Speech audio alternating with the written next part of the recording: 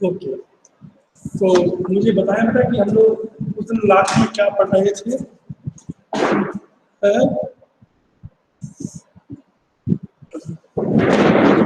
Last topic क्या था हमारा?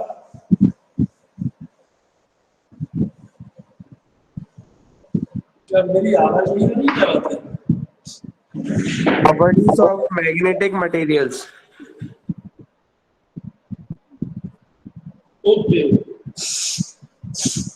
ओके ओके, अच्छा याद आ गया मुझे। हमने जो उसकी प्रॉपर्टी पढ़ी थी है ना, तो मैंने आपको बताया था कि कैसे याद रखना है, डाई को याद करना है और पैरा फेरो अपने आप हो जाएंगे। तो आप लोग उस बात से सहमत हैं? आपको वो याद हो गई या हो जाएंगे?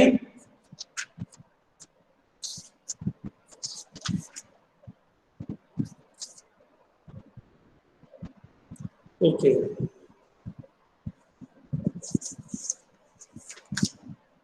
चलिए, तो यही आपका एक क्वेश्चन था।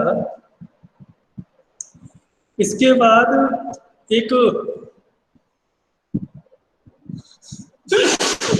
क्वेश्चन है बच्चों, जो आपके कोर्स में तो नहीं है, डायरेक्ट तो नहीं है, मैं इसको लिखवाऊंगा नहीं, केवल आपको समझा।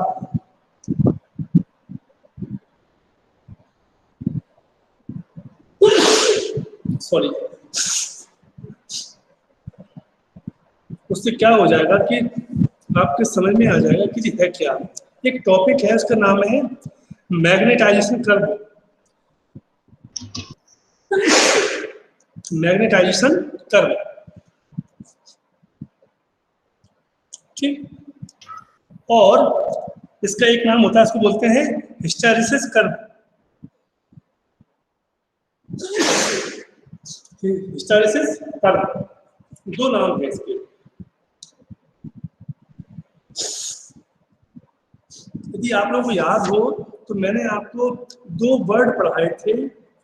एक था इंटेंसिटी ऑफ मैग्नेटिक इंटेंसिटी था, एक मैग्नेटिक इंडक्शन था। यानी कि सामने देखो बच्चों, ये एक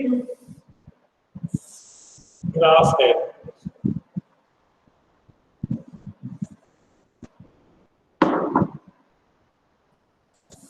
ये ग्राफ है, ठीक है। अब यहां पर क्या है कि ये एच है, ये E है। यानी कि आप उसको किसी फील्ड में रखिए तो ये आगे बढ़ाएंगे तो उसके अंदर मैग्नेटिज्म पैदा होता है। शुरुआत में वो जो मटेरियल है जिसको आपने एच फील्ड में रखा है, शुरुआत में एच भी 0 है, यानी कि जो ऑब्जेक्ट है बेटा, जो भी मटेरियल है वो भी उसका अंदर कुछ भी नहीं है।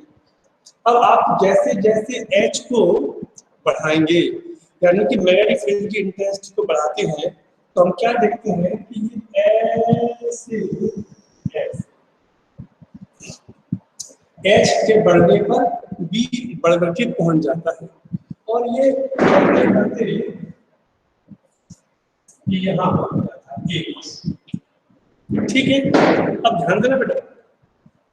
अब क्या होता है कि जैसे ही अब हम सोचते हैं कि हमने एच को बढ़ाया तो बी बढ़ गया, यानी कि उस मटेरियल के अंदर मैग्नेटिज्म डेवलप हो गया। अब होता क्या है कि हमारे दिमाग में एक आइडिया आया कि अब हम एच को कम करते हैं, तो जब हम एच को कम करेंगे सूर्य तो क्या हो जाएगा,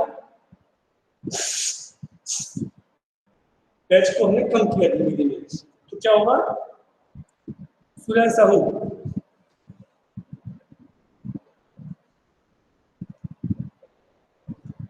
सूर्य साहू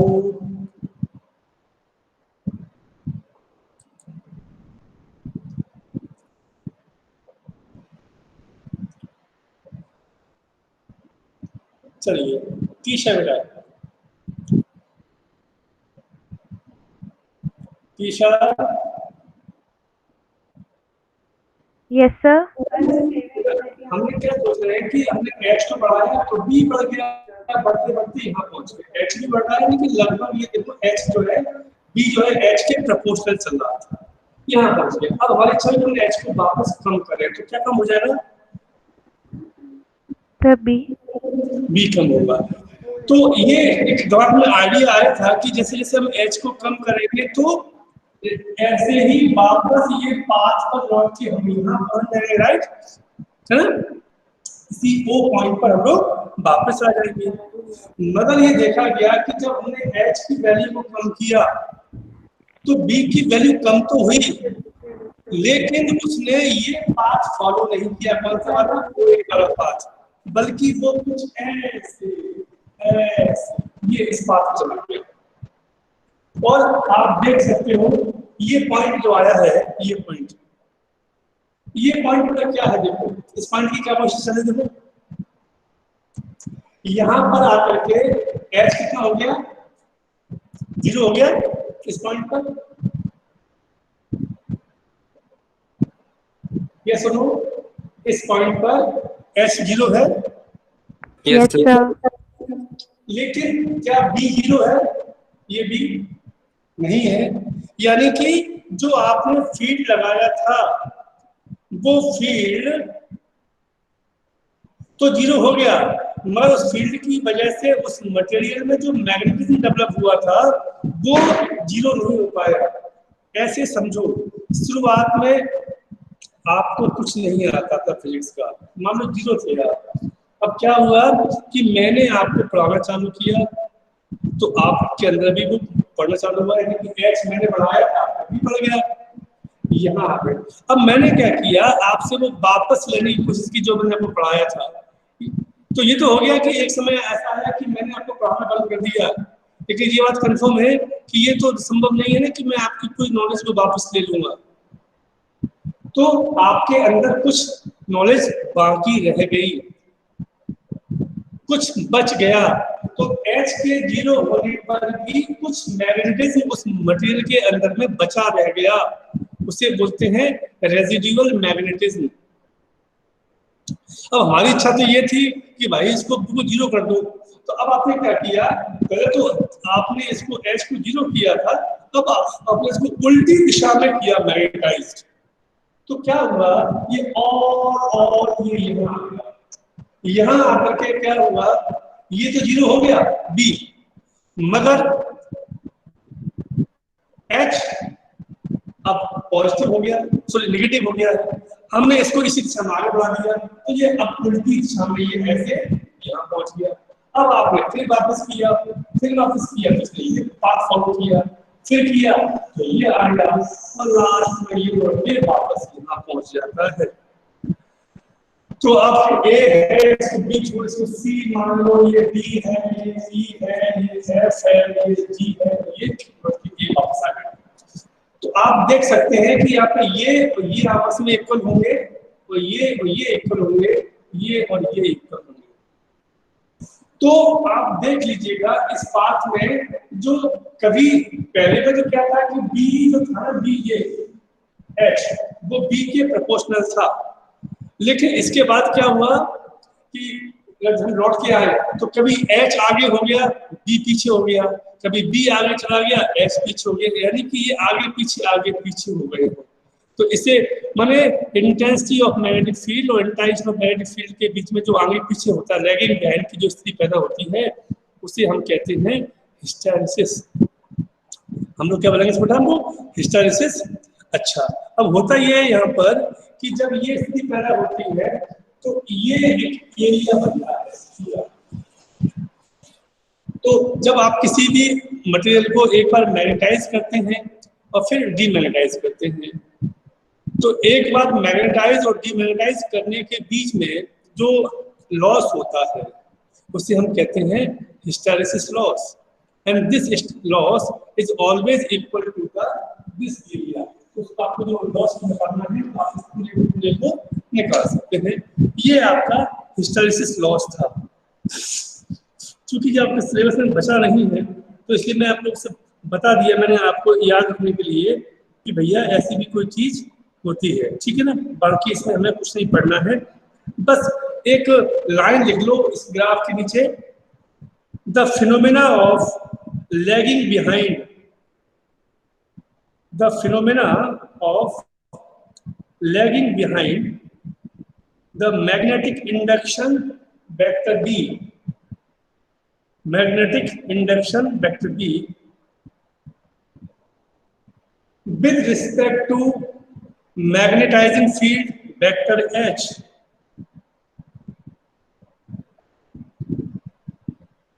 is called hysteresis.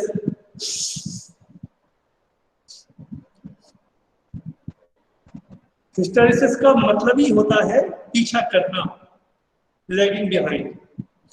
ठीक है, मैंने आपसे कहा था कि ये चैप्टर खत्म हो रहा है या हो गया है, तो यदि आज आपके कोई डाउट हो तो वो डाउट मुझसे पूछ सकते हो अभी इसी वक्त। तो क्या आप अपने डाउट लेके आए हैं? हाँ, आप चाहें तो ये बोल सकते हैं कि सर हम ऐसे फालतू काम करते नहीं है। आप चाहें तो ये बोल सकते हैं कि सर ऐसे हम कोई फालतू काम नहीं करते कि हमसे कोई प्रश्न पूछें, क्योंकि हम तो अपने टीचर का सम्मान करते हैं और हमसे कोई प्रश्न नहीं पूछते। आप ऐसा बोल सकते हो चाहे। यस, कोई क्वेश्चन है?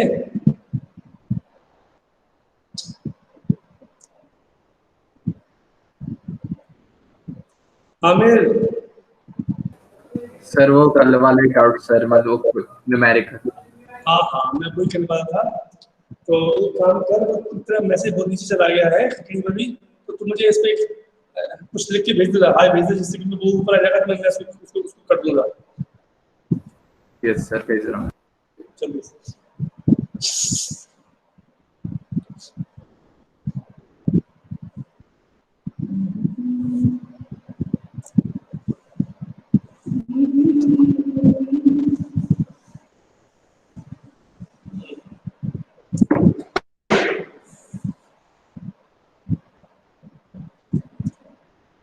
फिर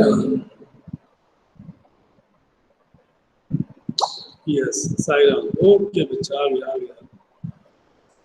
मैं इस क्वेश्चन को बता दूं, ये कुछ क्वेश्चन इस प्रकार से है। स्क्वायर रूट ऑफ साइड ए, एक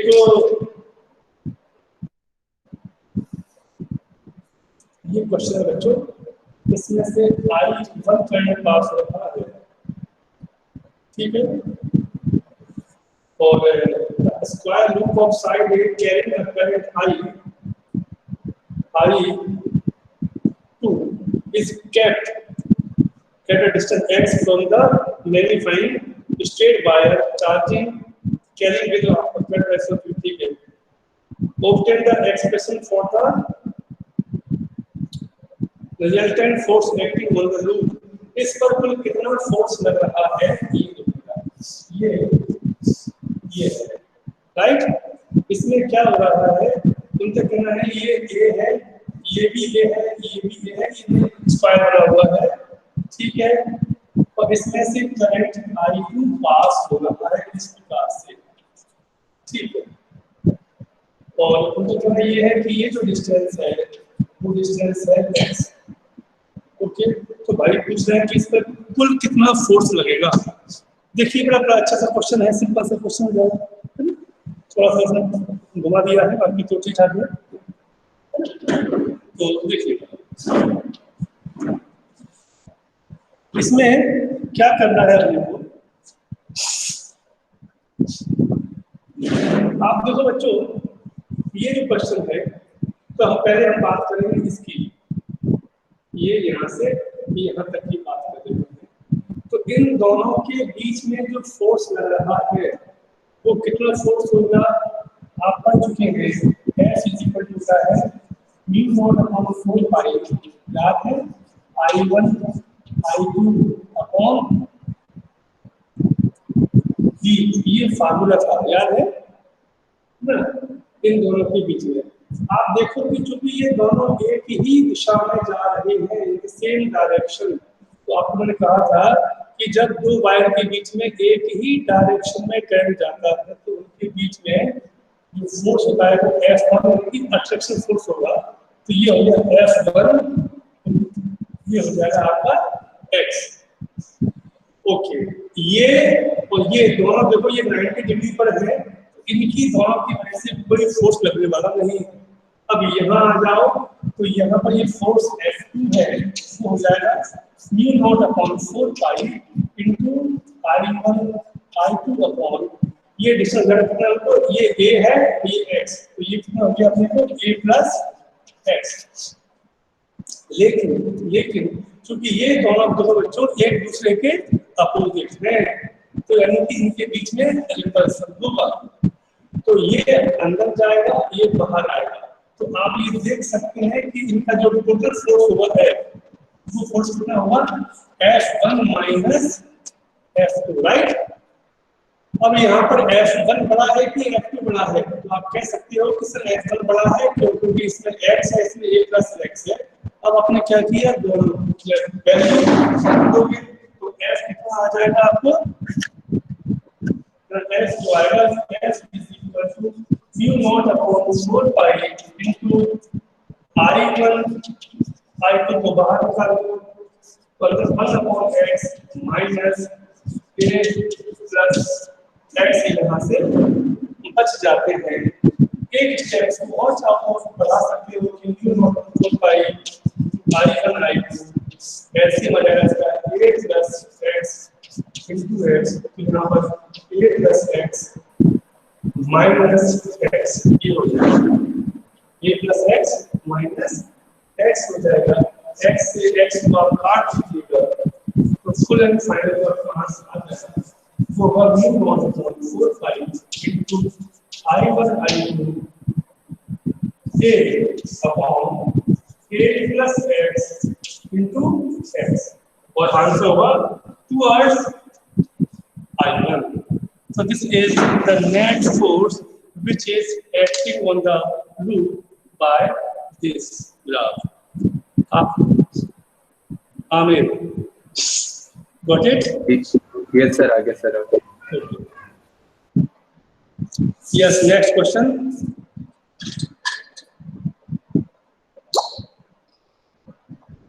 And very Hardik, Shreyas, Ayush, मैं पीसा, मैं आप सबसे उम्मीद रखता हूँ कि आपके मन में कुछ डाउट होना चाहिए।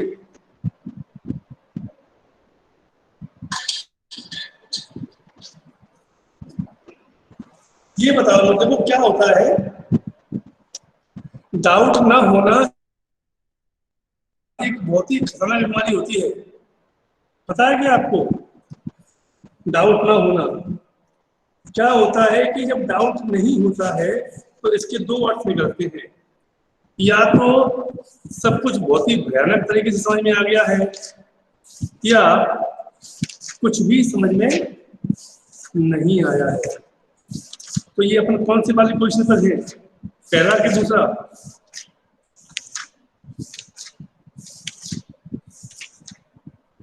अरे कोई तो मुंह खोलो अपना।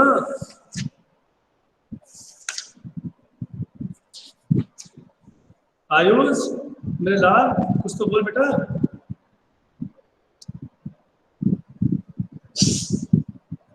आयुष है भी कि नहीं है आज? हाँ है, तो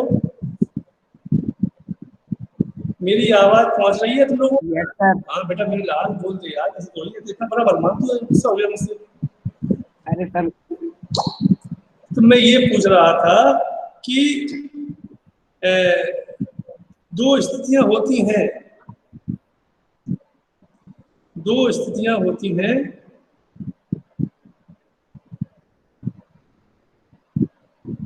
सर वो अभी सर पढ़ा नहीं ना सर अच्छे से, मतलब थोड़ा बिजी शेड्यूल था तो अच्छा अच्छा डाउट नहीं है।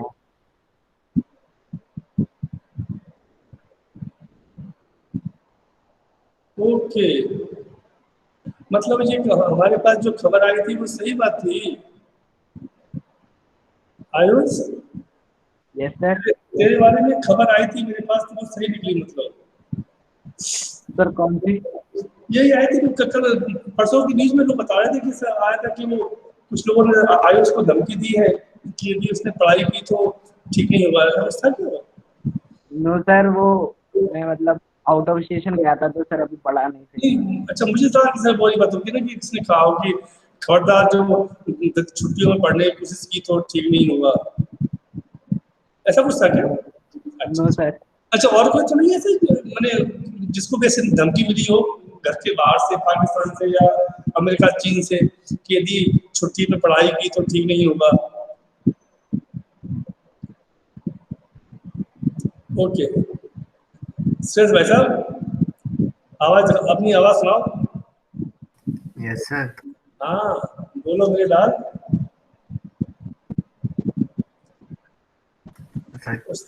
पढ़ा नहीं सर।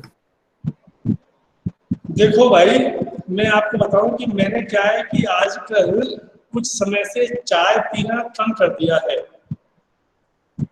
मैं तुमको एक चीज बताना चाहता हूँ, मैं मेरे बारे में, मैं चाय पीना मैंने कम कर दिया है तो हेल्थ के हिसाब से, है ना, लेकिन मैं पहले बहुत चाय पीता था। तो ऐसा नहीं हो कि मैं फिर से अब आप लोगों के यहाँ चाय पीने आने लगूं।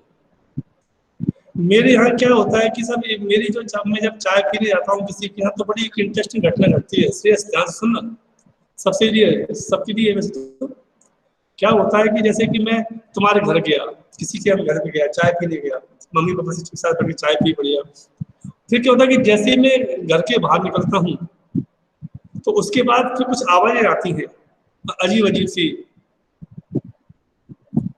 मैंने ऐसे कोई चिल्लाने की, रोने की, अब नहीं करूंगा इस टाइप से, तो होता है कभी कभी ना। तो वो ऐसी आवाजें हैं, फिर पड़ोसी बताते हैं कि सब आप जैसे गए थे तो कुछ बड़ी आवाजें आ रही थी। तो हाँ, एक्चुअली में क्या है कि मैं बहुत अच्छी क्वालिटी का, मेरे अंदर में एक और भी गुण है, मैं बहुत अच्छी मंत्रा हूँ। जब मैं किसी के खिलाफ बोलता हूँ ना तो मजा आ जाएगा तेरे लिए, तुम लोगों के साथ, सब लोगों के लिए, है ना। तो पढ़ाई पर ध्यान दे लो, है ना, पढ़ाई पर ध्यान दे लो, है ना।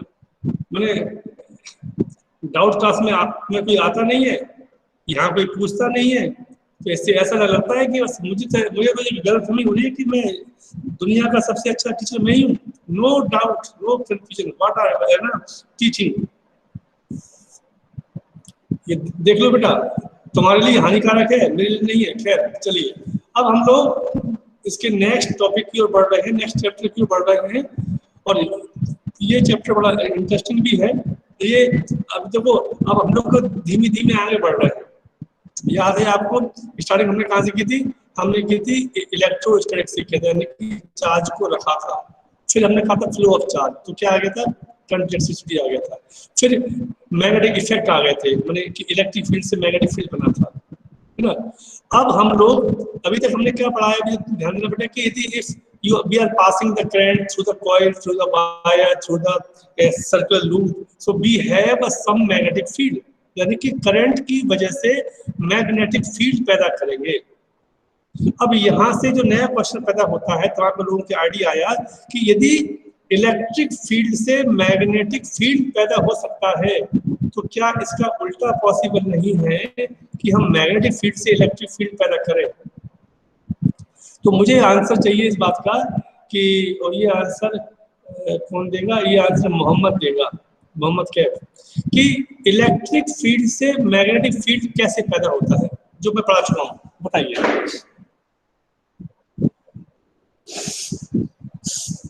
इलेक्ट्रिक फील्ड से मैग्नेटिक फील्ड कैसे पैदा होता है? How to produce magnetic field by electric field. Mohammad,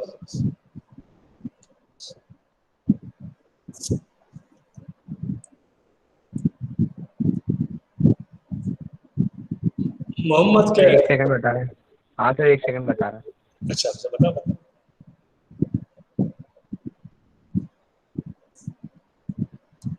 आराम से खोलिए, किताब खोलने के पीछे से जो नोट्स पड़े हैं वो भी निकालिए। Very good.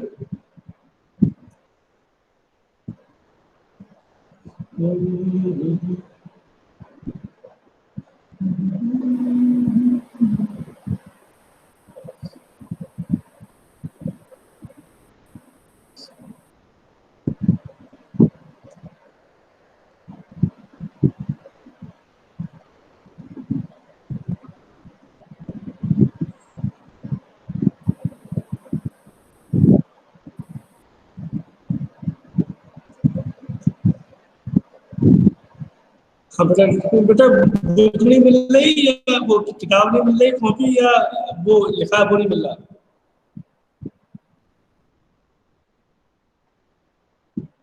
सर जो लिखा है वो नहीं मिल रहा है। हाँ,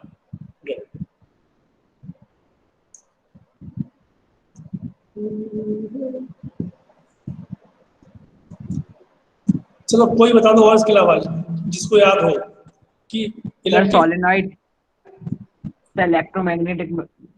हाँ, नहीं तो उसमें क्या करते हो, मैंने क्या होने पर मैग्नेटिक फील्ड पैदा होता है?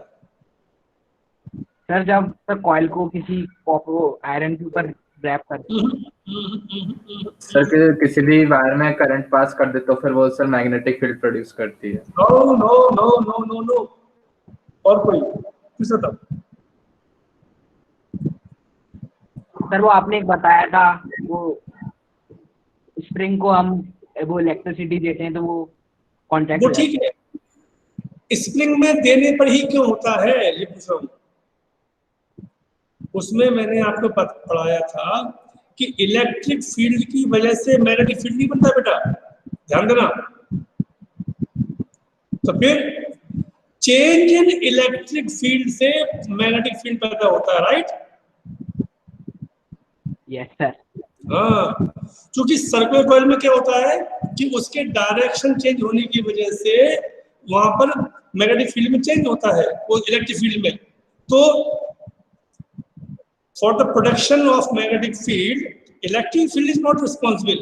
Change in electric field, यानी कि यदि आप इलेक्ट्रिक फील्ड में या करंट में चेंज करेंगे तो मैग्नेटिक फील्ड पैदा होता है।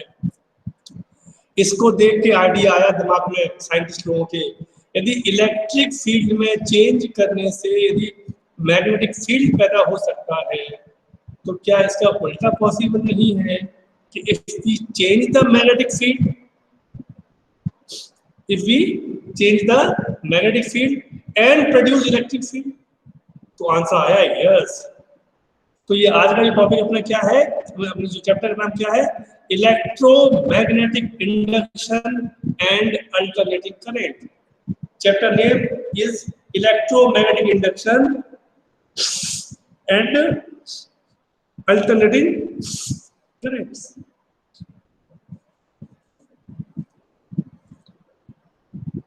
Electromagnetic induction and alternating current. Okay, so now the question is, सबसे पहला ये क्वेश्चन है तो हेडिंग डाल दो नया आज का, इलेक्ट्रोमैग्नेटिक इंडक्शन।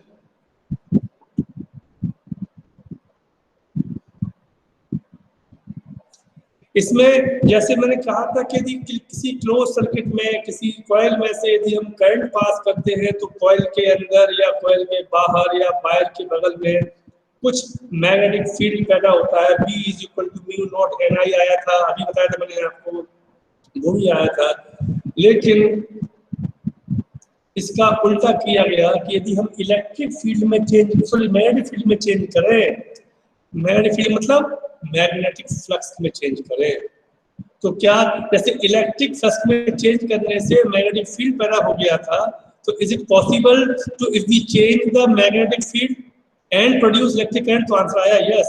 तो सबसे पहले आज की जो फर्स्ट डेफिनेशन लिखिएगा इलेक्ट्रोमैग्नेटिक इंडक्शन के बारे में। So the phenomena of the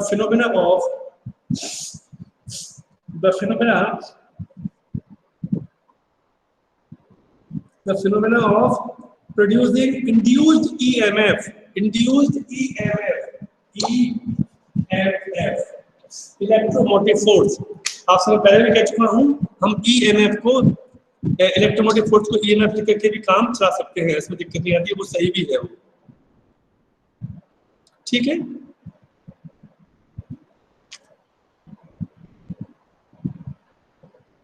okay,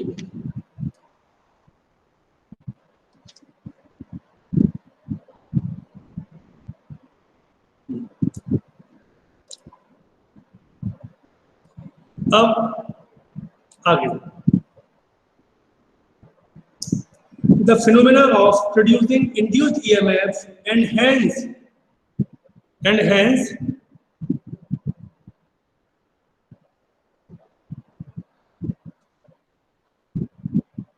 and hence induced current in a and hence induced current in a closed circuit in a closed circuit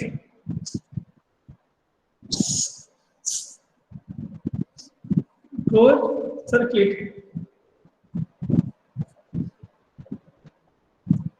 circuit due to the change in magnetic field due to the change in magnetic field or change in magnetic flux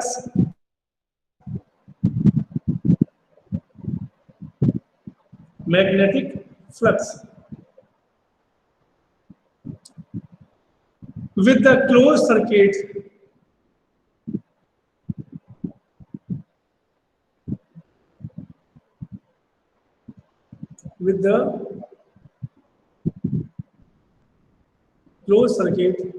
is known as electromagnetic induction.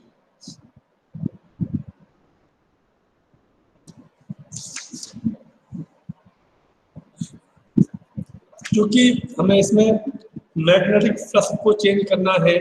आप जानते ही हैं कि magnetic flux क्या होता है ना। तो जैसे इलेक्ट्रिक फ्लक्स था वैसे ये होगा, थोड़ा इसमें कुछ चेंज आएगा।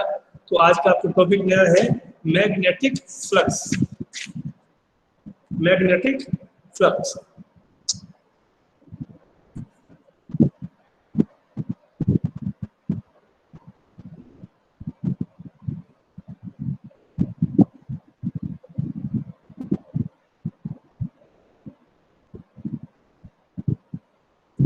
बच्चों ये मैग्नेटिक फ्लक्स क्या होता है आप सभी जानते हैं। जैसे इलेक्ट्रिक लाइन्स ऑफ फोर्स थी, उनसे जुड़ा हुआ जो था वो उसी से इलेक्ट्रिक फ्लक्स बन गया था। मैग्नेटिक लाइन्स ऑफ फोर्स हम पढ़ चुके हैं, तो हमें पढ़ना क्या है, मैग्नेटिक फ्लक्स पढ़ना है। तो लिखिएगा इसमें, it is defined as the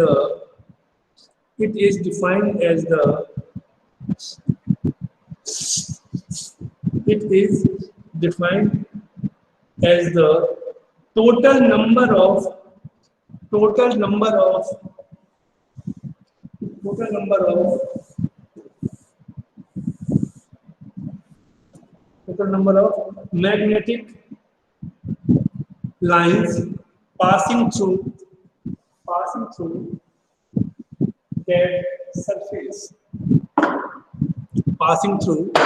that surface. ठीक, देखिएगा यहाँ पर हम ये मान के चलते हैं कि ये आपके पास एक ऐसा ये सरफेस है, ठीक है। और ये जो सरफेस है, इस सरफेस को देखें आप तो इसमें मान लो कि आपके पास ये एक फील्ड है, ठीक है।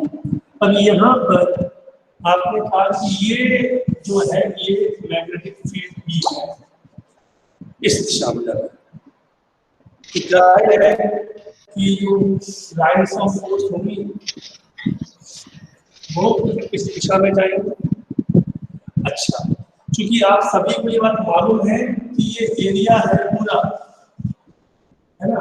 तो एरिया का जो डायरेक्शन कहाँ होता है, सभी होता है नॉर्मल टू सरफेस। तो ये क्या जाएगा अपने को वेक्टर एल हो जाएगा, राइट। बना लीजिएगा सर, और ये वेक्टर बी है।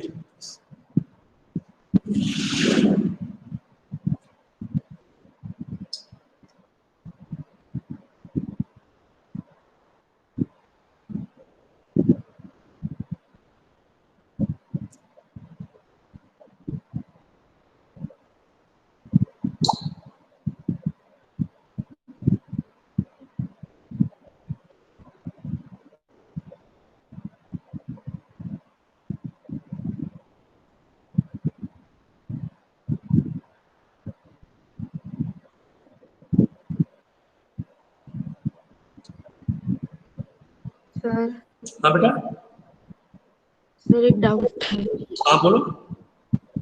सर। ये जो मैग्नेटिक फील्ड लाइंस है वो सर सरफेस के परपेंडिकुलर नहीं होंगी?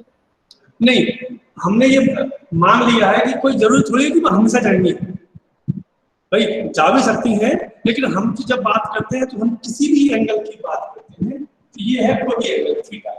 इट मे बी पॉसिबल कि they are along with magnetic field, माने यानी कि एरिया उधर एक की दिशा में है, लेकिन हाँ ये मैग्नेटिक फील्ड चूंकि इस दिशा में है तो लाइन्स ऑफ फोर्स भी मैग्नेटिक फील्ड भी होंगी। ये आवश्यक नहीं है, ये बिल्कुल भी आवश्यक नहीं है कि एरिया और मतलब ये तो मोबाइल है मेरे पास, ये मोबाइल है, ये तो मोबाइल है, इसको देखिए आप, इसमें ये नहीं है कि वो ये हो सकता है कि ऐसा हो हाँ ऐसी भी जा सकती है, यानी कि ठीक खड़े भी, लेकिन वो किसी भी एंगल पर भी जा सकती है। तो हम ये मान रहे हैं कि एंगल थीटा है ना, ये 0 भी हो सकता है और ये 90 भी हो सकता है, ठीक है ना। तो लिखिएगा, let us consider a small surface of area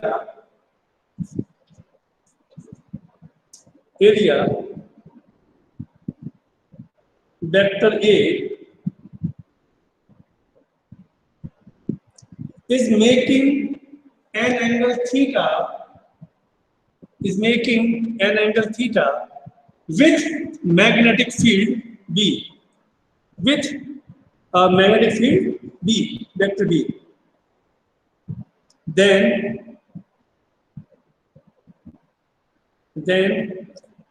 magnetic flux through surface is given by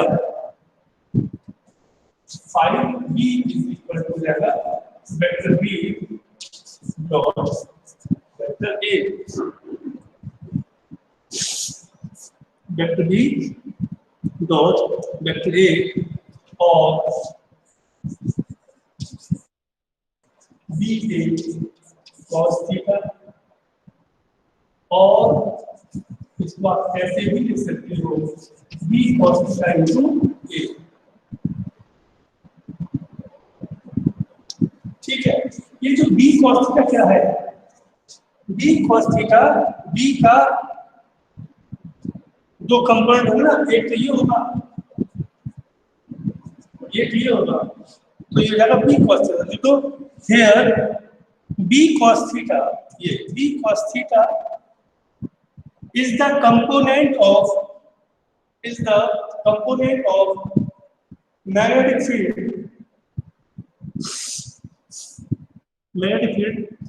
normal to the plane of the surface, normal to the plane of the surface, that is phi B is equal to B and into A, मतलब and what normal, यानी कि अब क्या हुआ कि phi क्या होगा करेगा कि एरिया जो भी एरिया वो और वो प्लस की जो एरिया की नॉर्मल है उन दोनों को लेंगे हम लोग, और कुछ नहीं, ठीक है। अब देखो मैं if theta is equal to 0, मतलब ये ऐसा हो गया, that is phi B is equal to BA, यानी कि कितना आ गया मैक्सिमम, है ना, मैक्सिमम।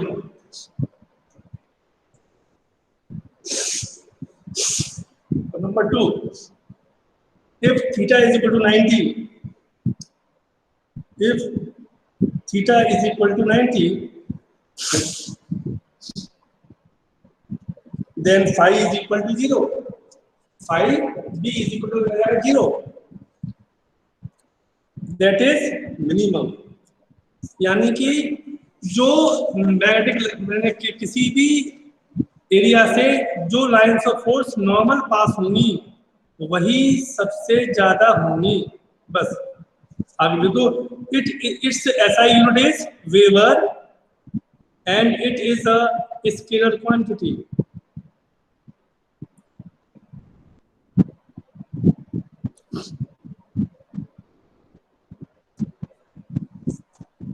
ठीक है,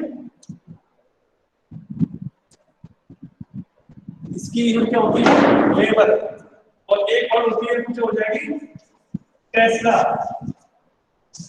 टेस्ला मीटर स्क्वायर होती है, ठीक है ना, टेस्ला मीटर स्क्वायर। ओके, तो ये था आपका आज का।